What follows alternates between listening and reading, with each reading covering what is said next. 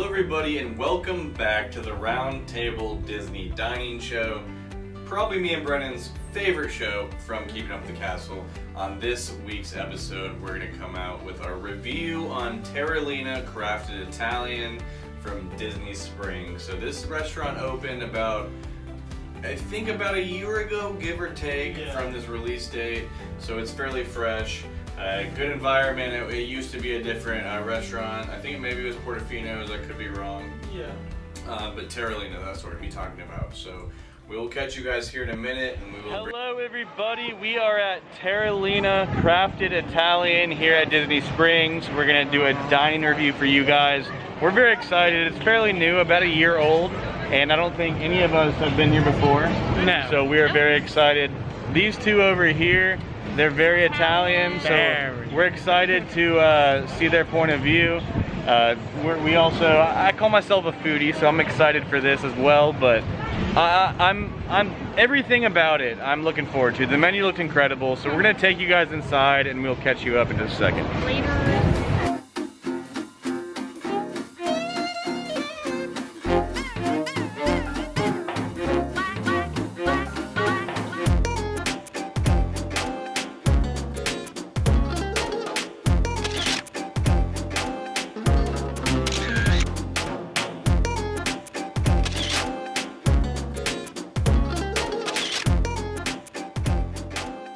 Alright, just got seated at Terralina and we got our bags for our masks to keep them cleanly. Sarah, what did y'all get for your appetizers? We got the eggplant fries, and then we got the bruschetta. And Classic. those are gonna be good. Those are just classic Italian dishes, but we were thinking about getting the rice balls, but we thought that was gonna be too heavy for an appetizer. That's why we skipped on that. There you go. It sounded good though. They're mozzarella stuff, so if I come back, I'm definitely gonna try those. For sure. Hey everybody, so we got our appetizers as well. We got the burrata and the crispy calamari. I'm pretty excited for that. Calamari, we definitely have to go Italian restaurants here in Disney Inspire, but I'm excited for burrata. I know you love burrata. So it's so creamy and delicious. What are you more excited for? The burrata for sure. The burrata? Okay. I'm excited for the calamari. I don't know, and also. We'll have to argue over it when we get it. So Yeah, they're gonna argue off screen. a couple crispy Peronis too. Crispy. Those will be good. It's hot out here We're gonna update today. you on everything that we all got, and I think it's all gonna be fantastic. Fingers crossed, but we'll let you know. Alright y'all, we got our appetizers out. We got a lot more than we bargained for. We got the burrata, calamari, bruschetta, and the eggplant fries. Yeah, that's a lot of eggplant fries. Look at that. Are you happy? I'm not mad about it. We're about to chow down. We'll see y'all at dinner. Hopefully.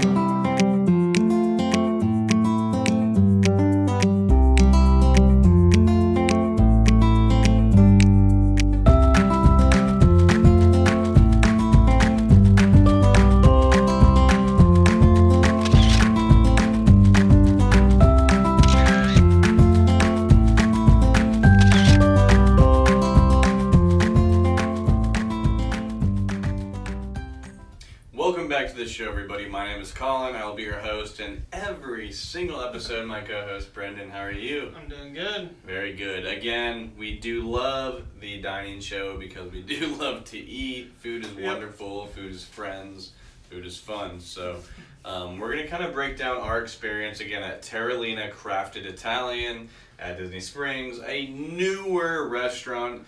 Especially because no one could go for the last three-ish months. Disney Springs has been open for about a month or so. But that being said, we wanted to jump into kind of our entry experience, how the atmosphere was, and then into our appetizers and so on. So Brendan, if you want to start with how you felt walking in, then your appetizers. Yeah. So when you walk in, it definitely has like the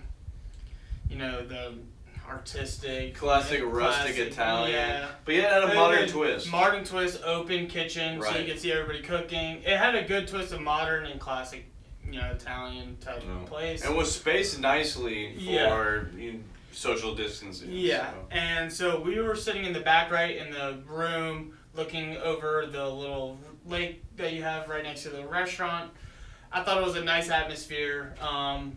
There was one family or something, couple tables away from us. It wasn't maybe 8 to 10 feet, probably 10 feet away from us. So social distancing, if you're worried about that, I was okay with that. Yeah, there wasn't wasn't there. a breeze suffocating everybody or blowing anything around. Yeah. So, however, it wasn't hot. It was comfortable. It was comfortable, but we'll jump right into the appetizers. So I got the fried eggplant fries, and those were good. They were a little bit oily for my liking. They were some crunchy, more than others. Yeah, some more than others. Maybe they were at the bottom of the plate. Mm-hmm. I would like a little bit of salt on them or something. They were just had not too much taste. You kind of just tasted the breading of them. Right. But even though it was a thin layer of the crunch on it, those were pretty good. I did enjoy them, but they did need maybe more firmness, more crunch. Yeah.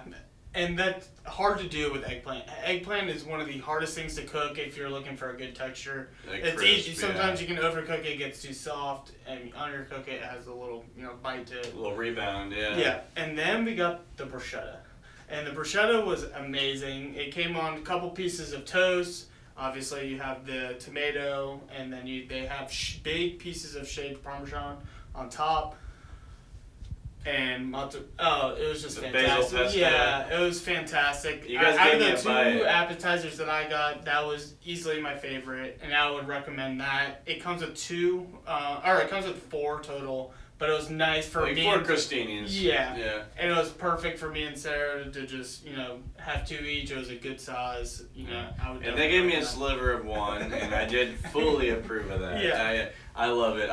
Audrey's not here right now. My girlfriend who was there at the meal. We make bruschetta quite a bit, and I take little bits and pieces from Italian families I've known for a while, Italian people I've seen on TVs, and I love to make it. I love it, and this was an incredible appetizer. Yeah. So. Appetizers were, that one was definitely better than the other. What would you scale your apps between the two? Average? I'd probably give it a 6.5 to 7. 6.5, because I would give the eggplant fries maybe a 5, and then I would give the bruschetta an 8. I'd probably give it a 6. Well, I'm just kidding. It's all personal. And then I would give the other 7.5, 8. So maybe it would be a little bit higher. I didn't really average it out, but somewhere 6, 7. Yeah, 6, 7. Yeah, and that doesn't mean it's bad. 7. 5 is moderate. Doesn't mean it's bad. Yeah. So very good. I'm somewhat around that, but I'm gonna break mine down. So we also got 2 appetizers between me and Audrey. So the first one that we had was the burrata. So that was obviously a wonderful creamy burrata with tomato jam, smoked sea salt, arugula, lemon, and thyme on some crostini. Those were delicious. I will have to say it was one of my favorite burratas I've had. I think it was fresh. It was moist. Clearly, if you're gonna get a burrata that's somewhat like a drier mozzarella, it's bad. If it's like a regular mozzarella, it's bad. The inside needs to be more custardy versus the outside. And I had a bite, and it was fantastic. Yeah, it was great. That was a good it was fantastic. I think this restaurant did a really good job with their balsamic reduction. That was on maybe 3, 4, 5 things we got this night. Yeah. So I did enjoy that. This was a wonderful appetizer. The other one, which Brendan orders it, I order it. We have to try it at almost every Italian restaurant. The calamari. So we had the calamari fritti, and that is came with pickled vegetables, obviously calamari, and a chili sage aioli. Yeah. I was very happy with this. I'll be honest. The texture was good. It wasn't too greasy. I think it was much less greasy than the eggplant fries. Yes, definitely. Same batter. Right. Same batter. Same, but it was a thin, flaky batter, which I like. Good. It's not overpowering on the flavor of the actual content you're eating. So I did enjoy that, and I think that that was the star of my show. Okay. That aioli was good. I was going to say the burrata was better for me out of the 2 that I take. I would say the one thing that brings me down is the calamari, and you don't put the heads, the full things. It's just like, I know I'm getting calamari, but I like to have both. It was only the rings. Yeah, it was only the rings, and when I'm at an Italian restaurant and I'm paying, those are $16, I'm expecting to have the full and the range. Right. No, I agree. I like both. I think Yeah, there's I like them crispy. both. No, I like them both. But But I will say like that to was see both. that was my favorite. But of the two that we ordered, I would have. Oh man, now it's tough. For me, Me and Audrey get the burrata a lot at most places we go. Anyways, we're dragging this on. But the eggplant fries were $11. The calamari was $16. Go back up, Brendan.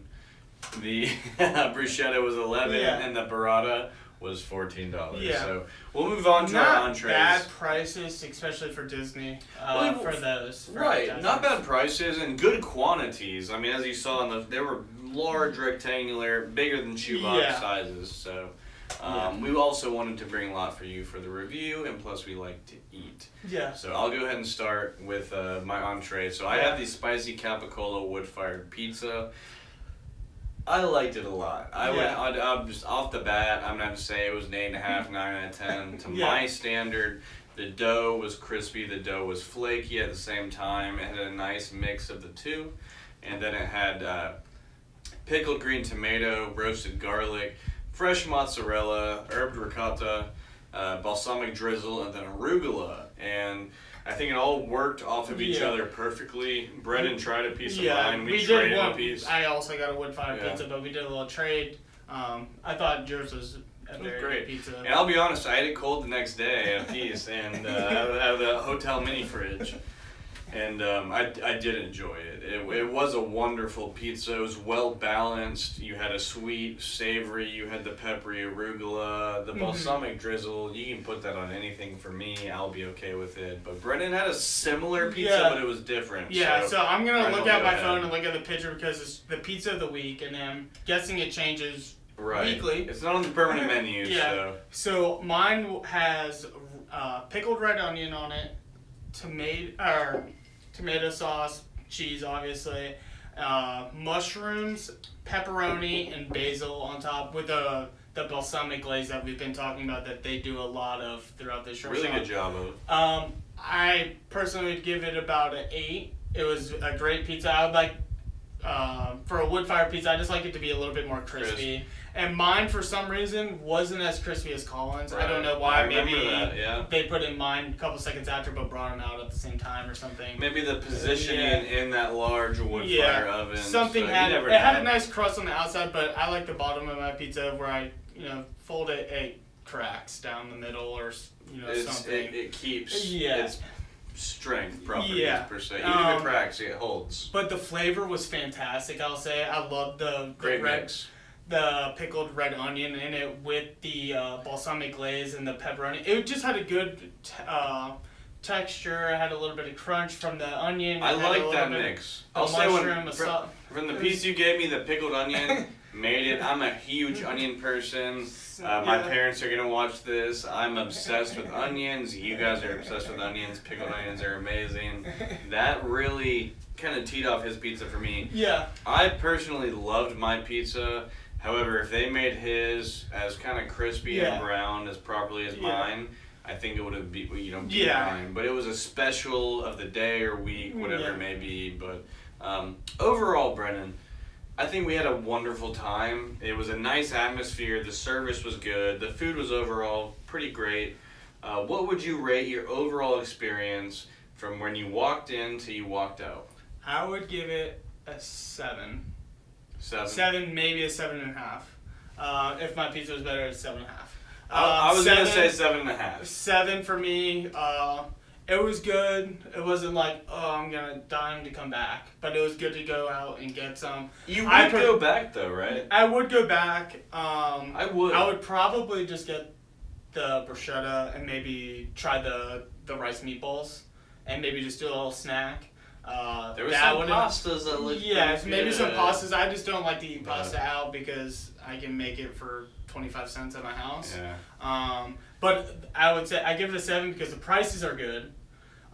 The drinks were pretty cheap, even though we got basic drinks. I think I just got a vodka reasonably priced for Disney and a decent restaurant. For a couple with 2 appetizers, 2 entrees, and I might have had 2, and Sarah might have had 1. She might have not drank that night actually.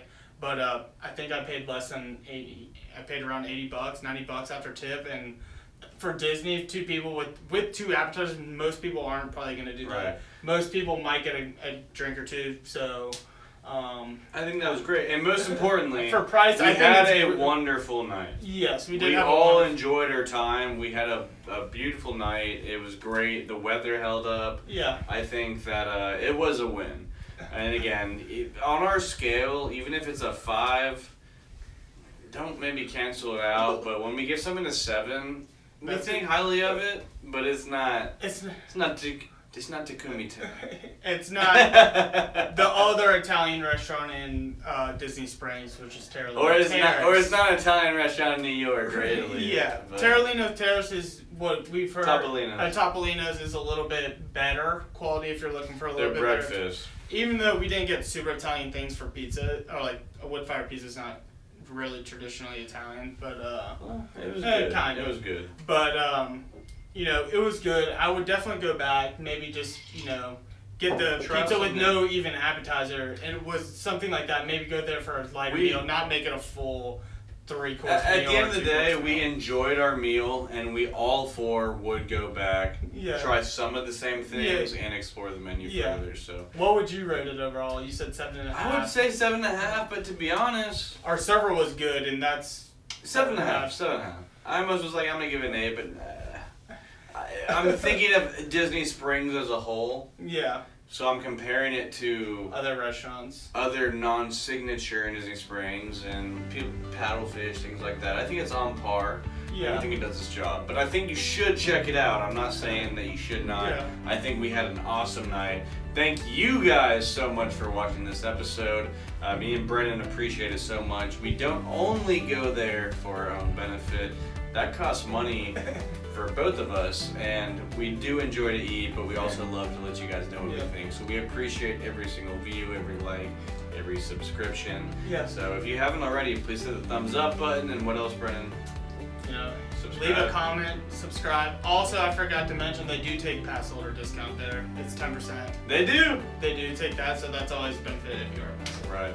And then there's tables of Wonderland. But that being said, take care. Thank you so much for watching the Round Table Disney Dining Show, brought to you by Keeping Up the Castle. We will see you next episode.